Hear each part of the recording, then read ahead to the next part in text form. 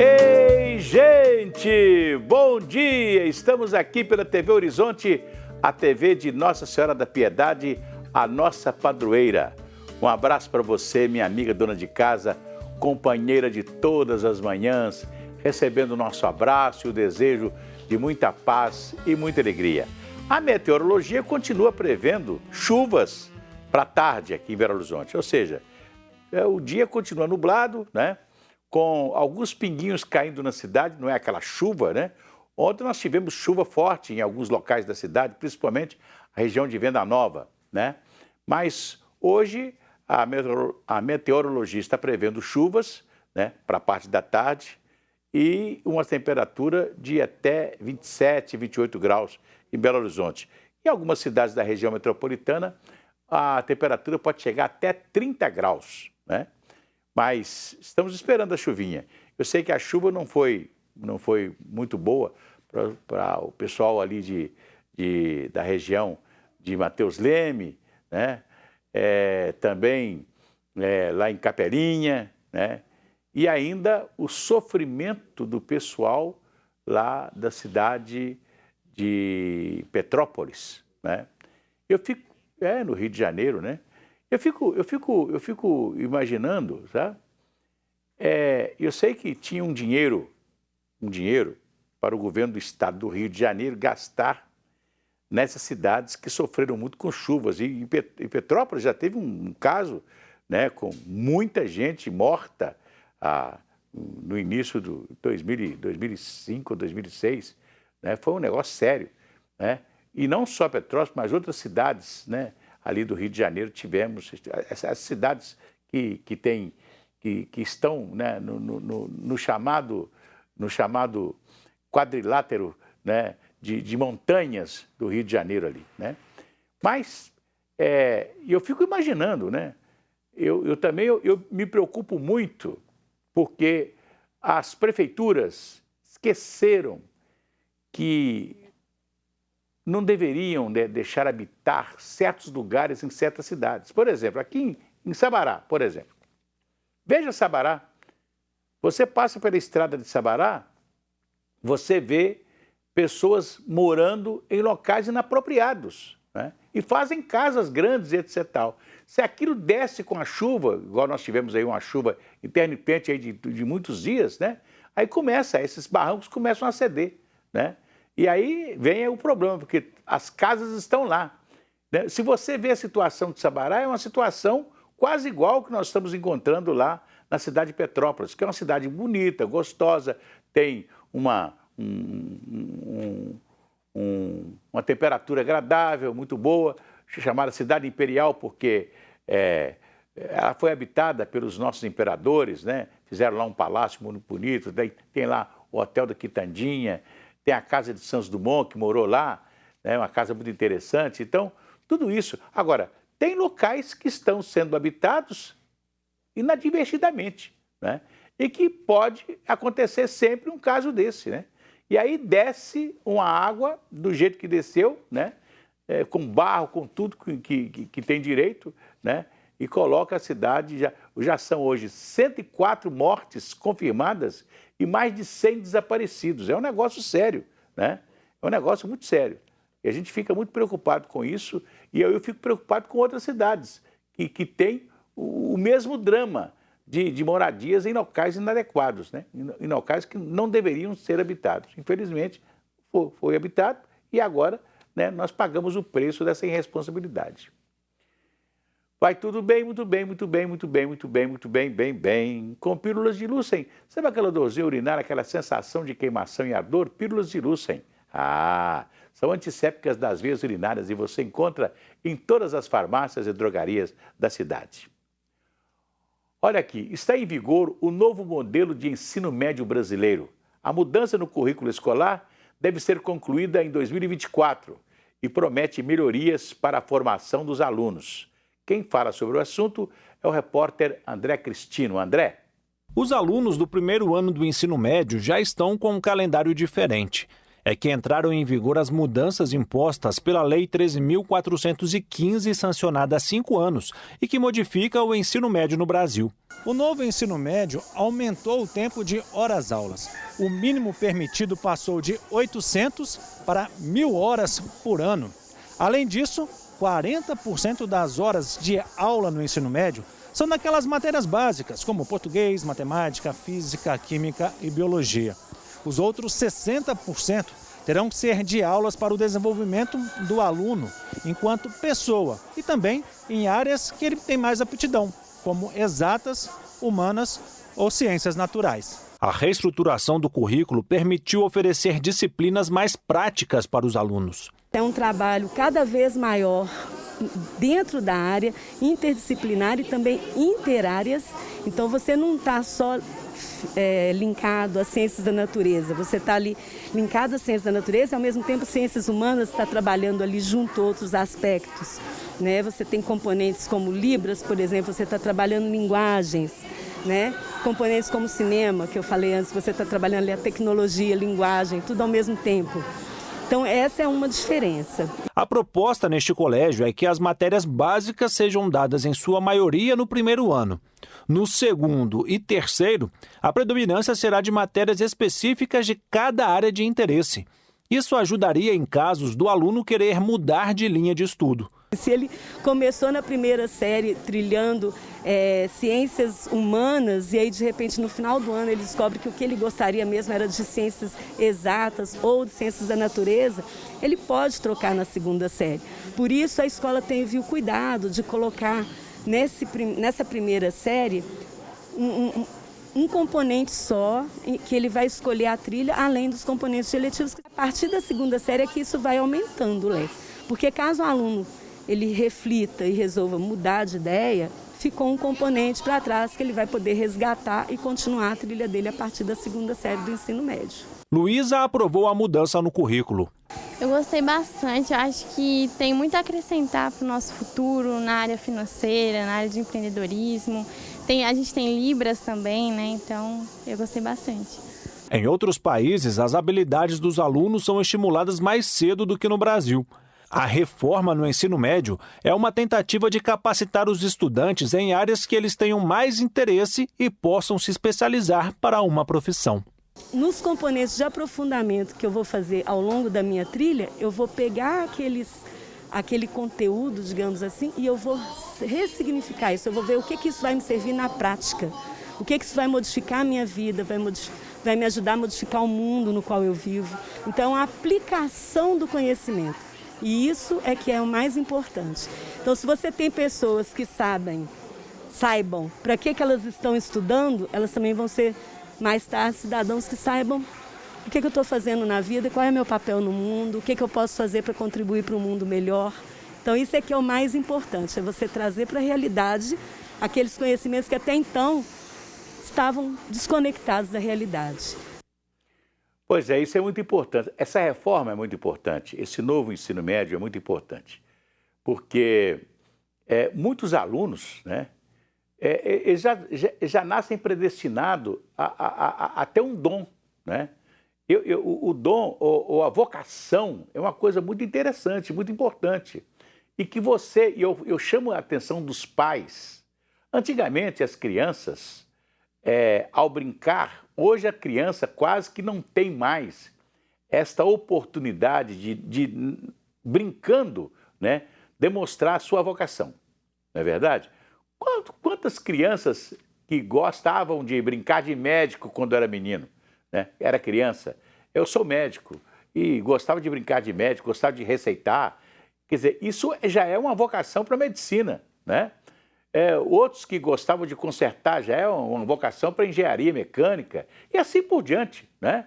Outros gostavam de cantar, de representar, já eram uma vocação para o lado artístico. Isso, na criança, você descobre, o pai e a mãe têm hoje essa obrigação de descobrir mais ou menos a vocação do filho, qual a vocação que o filho tem. Então, muitas pessoas, vou dar aqui, eu tive outro dia, no Mercado Central com um cidadão, filho de um cara assim, riquíssimo, famoso de Belo Horizonte, que foi o Lucianinho, filho do doutor Antônio Luciano. Antônio Luciano foi uma figura controversa, discutida, polêmica de Belo Horizonte e muito rica, né? Uma figura rica aqui da cidade, né? E formou-se em medicina. Por quê? Para agradar o pai. O pai queria que o filho fosse médico e ele estudou medicina. Nunca não chegou a trabalhar em lugar nenhum como médico, porque ele gostava do lado financeiro e teve um banco, o Banco Financial da Produção, que um dia o banco quebrou, né? Mas ele não pagou, ele devolveu o dinheiro a todo mundo que estava depositado no banco, mas não pagou os juros, né? Então ele ficou um cara rico, mesma coisa, etc. Tal. Era dono de meia Belo Horizonte naquela época, né? Tinha terreno em tudo quanto lugar, tudo era do Luciano, né? Então ele ganhou muito dinheiro assim, desse jeito e tal. Morreu de uma maneira muito humilde, né? Porque ele teve um problema de estômago e sofreu muito e tal. Mas ele era dono dos cinemas e teatros de Belo Horizonte. Eram mais de 30 cinemas em Belo Horizonte, cinemas e teatro, né? Era uma companhia que ele tinha, né? Ganhava muito dinheiro naquela época, que todo mundo ia ao cinema, né? E a televisão não era o que é hoje, né? Então, ele tinha a vocação para o empreendedorismo, inclusive o empreendedorismo financeiro, né? Então, nunca exerceu a medicina, né? Outras figuras que, por exemplo, se você pensar aí na família do grande banqueiro Clemente Faria, né? Teve um filho dele, né? Que foi dono de banco, formou-se em medicina, né? Ajudou muito a Santa Casa de Belo Horizonte, onde ele foi médico, né? Montou coisas lá na Santa Casa e etc. Mas o negócio dele era banco, né? Foi o Banco Real, depois do Banco da Lavoura foi o Banco Real, os irmãos se dividiram, o Aloysio, esse que eu estou falando é o Aloysio, que era médico, né? E o outro irmão dele que que também foi banqueiro, né? Aloysio Faria e Gilberto Faria, os dois irmãos. O Aloysio era médico, nunca exerceu a medicina, muito pouco, né? Mas foi sempre um grande banqueiro, ofereceu há pouco tempo. Outro dia, Caeté fez aniversário, né? Caeté é onde está a nossa Serra da Piedade, né? A nossa fé maior em Minas Gerais. Um abraço para o povo de Caeté. Olha aqui, vamos falar do carnaval? O prefeito de Belo Horizonte, Alexandre Calil, ao tirar a prefeitura de qualquer preparação para o carnaval desse ano de 2022, né, sugeriu que o comércio funcionasse nos dias de carnaval. O comércio funcionando é sinal que a cidade vai ter uma vida normal, né? Isso seria muito bom, porque a prefeitura não patrocinou nada de carnaval na cidade. A prefeitura não patrocinando, né? Então nós não teremos um carnaval oficial na cidade, né? Não tendo carnaval oficial, praticamente não vai ter carnaval na cidade. Então o prefeito sugeriu que o comércio funcionasse, fez um apelo para que o comércio funcionasse. O pessoal, o Marcelo lá presidente do Clube de Diretores Lojistas, né? Ele ficou satisfeito porque o comércio, nos últimos tempos, né, sofreu muito com a pandemia. E seria uma forma do comércio ser recompensado, né? Nos dias de carnaval, se alguém tiver ainda folga, né, vai comprar, vai percorrer o comércio, a cidade, etc. Tal. Então, sentaram para resolver essa situação o Sindilojas, que é o sindicato dos empresários comerciais, e mais os sindicatos comerciários. Só que não se chega a um acordo, porque os sindicatos comerciários querem que o comércio continue fechado na segunda e na terça-feira de carnaval e só volte na quarta-feira de cinzas ao meio-dia, como se tivéssemos tendo um carnaval na cidade de qualquer maneira. Aliás, em Nova Lima, né, o pessoal de eventos de Nova Lima, que hoje é uma cidade que tem muito evento, né, já fez até uma manifestação contra a prefeitura, porque a prefeitura, além de não patrocinar o carnaval da cidade, também não vai estimular nada de carnaval na cidade e vai criar mais dificuldades para que as pessoas possam fazer manifestação carnavalesca na cidade. Então, quer dizer, aqui em Belo Horizonte vai ser a mesma coisa, né? A prefeitura não vai abrir mão de fiscalizar e de o pessoal não poder aglomerar-se na cidade durante os dias de carnaval. Isso é muito importante, né? Então, nós vamos ter mais um período sem carnaval. Eu estava outro dia vendo um médico falar, um médico infectologista, e dizendo que pode haver a possibilidade dessa Omicron, essa última cepa aí que nós tivemos, né, ser, vamos dizer assim, o fim da pandemia. Se isso acontecer, lá para março, abril, nós já teremos uma vida quase normal, não só aqui no Brasil, como em todo mundo, né? Então, vamos esperar que as coisas se ajeitem, né? Para depois a gente poder fazer alguma festa, alguma coisa, aglomerar novamente, né? Eu sei que é muito bom, eu mesmo sou presidente do Clube do Choro de Belo Horizonte. O Clube de Choro de Belo Horizonte tem mais de 3 projetos, né, com dinheiro em caixa para fazer e parado, porque não pode fazer, né? Então, você presta bem atenção, né, que nós temos aí a Semana Nacional do Choro, que a gente fazia em abril, né? Outras promoções que já estão com dinheiro em caixa para ser feito e que temos 2 anos com dinheiro em caixa sem poder fazer nada. Por quê? Porque as autoridades sanitárias da cidade ainda não permitem que você faça qualquer tipo de aglomeração. Então, o carnaval é uma aglomeração. Então, nós temos que ter muito cuidado com isso. Vamos cantar aquela musiquinha? Se a criança acordou, dorme, dorme, menina, tudo calmo ficou, mamãe tem Auricedina, um analgésico antisséptico de uso local para adultos e crianças. Todo mundo sabe, dor de ouvido, Auricedina. Se persistir os sintomas, o médico deverá ser consultado. Auricedina. Ora, depois de ser suspenso pela grande quantidade de acessos, o sistema Valores a Receber será retomado na próxima segunda-feira, dia 14 de fevereiro, segundo o Banco Central. Aliás, já foi retomado. A ferramenta permite a consulta de valores esquecidos por cidadãos em bancos e instituições financeiras. Aliás, uma vez, quando a gente antigamente fazia declaração de imposto de renda, você tinha o fundo 157. Então, você aplicava o que você recebia de volta do imposto de renda, você aplicava no fundo 157. E aquilo foi ficando, várias vezes aplicava no tal de fundo 157. Não sei se vocês se lembram disso, fundo 157. E um dia, eu recebi uma carta. Olha aqui, o seu fundo 157 e tal. Eu falei assim, gente, quem sabe eu tenho um dinheiro aí. Sabe quando fui ver? Fui lá, entrei numa fila danada, fui no banco e tal. 60 centavos. Eu tinha 60 centavos. O fundo não rendeu nada. Agora, tem muita gente que está com esperança de ter deixado um dinheirinho no banco. Quem conta essa história é a Gabriele Assis. Gabriele.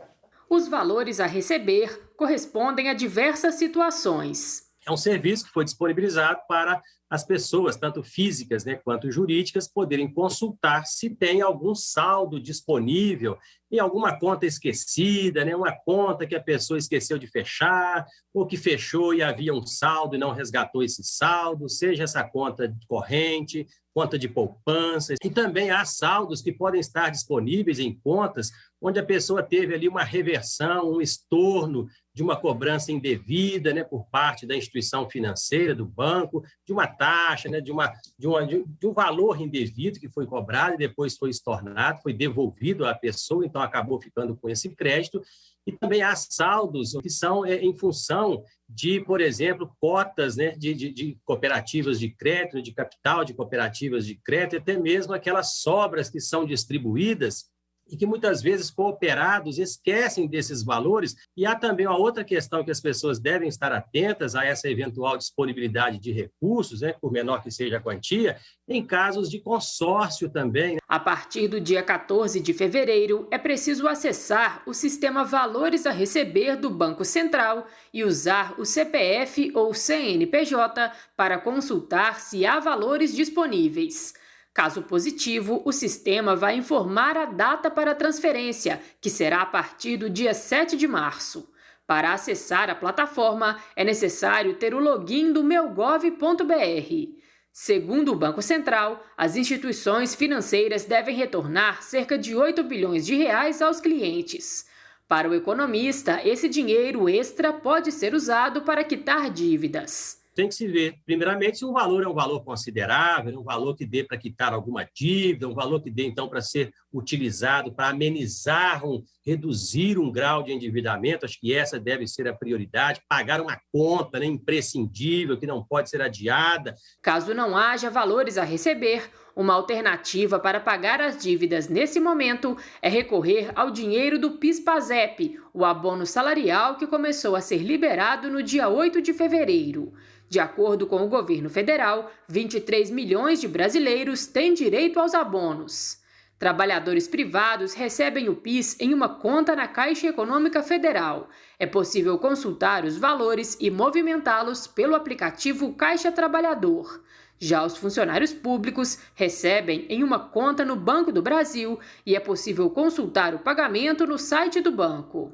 Opções de investimento tem que garimpar também de acordo com o perfil do investidor, de acordo com o prazo, né, a disponibilidade do recurso, para quando ele vai ter necessidade daquele recurso, para que ele busque uma alternativa de investimento que seja compatível. Isso para aqueles que têm as contas mais organizadas, que têm, então, portanto, um valor que vem a mais, né, que vem adicionar a sua condição financeira, que já é favorável, e pode, então, dar uma destinação em caráter de investimento. Para aqueles que estão em situação mais apertada, mais difícil, com maior dificuldade financeira, a grande dica é essa, realmente, de buscar identificar as contas mais onerosas, aquelas que são imprescindíveis, que não podem ser adiadas, e quitá-las, para tentar colocar a sua vida financeira em ordem novamente, ou pelo menos reduzir a pressão cotidiana, né, do endividamento. Pois é, eu vou contar mais uma historinha com respeito a isso, porque, na verdade, é o seguinte, quando você tem uma conta bancária, o banco cobra para você manter a conta, né? Tem gente que paga 30, 40 reais por mês, etc. Tal. Mesmo que você deixe um dinheiro, só o que o banco cobra para manter a conta sua, ele já come o dinheiro todo que você deixou lá. Eu acho até que vai ser uma coisa muito boa se alguém tiver algum dinheirinho lá, se o banco não tomou na hora de manter a conta do cidadão. Mas eu vou contar uma historinha rápida aqui. Né, naquela época, você tinha que fazer a associação de poupança e empréstimo. Era uma associação que tinha uma figura aqui maravilhosa, que era o Nilton Veloso, e ele fundou a Economiza, que era justamente isso, era uma caderneta de poupança que você ia fazendo a poupança para você entrar na casa própria. Quando você já tinha poupança, dava entrada na casa própria, naquela época e tal, e etc. Só que aí a Economiza acabou, foi assumida pelo Bradesco. Um dia eu falei assim, gente, eu tinha uma caderneta de poupança na Economiza, deve estar no Bradesco, quem sabe eu tenho alguma coisa, né? Lá vou eu no Bradesco, tinha um gerente lá, amigo meu, ele foi olhar e falou assim, tem R$1,20 aqui nessa sua caderneta de poupança. Quer dizer, o dinheiro que eu esqueci na caderneta de poupança não valeu nada, infelizmente, né? Mas é isso aí, mas você deve procurar, porque é igual a loteria, né? A Loteria Federal também tem assim, né? Tem muita gente aí que deixa dar um prêmiozinho de quadra, de terno e etc. Tal, e aquilo vai se acumulando lá e vira um dinheirão na Caixa Econômica Federal, depois é revertido para alguma coisa. É isso? Amanhã tem mais. Um abraço.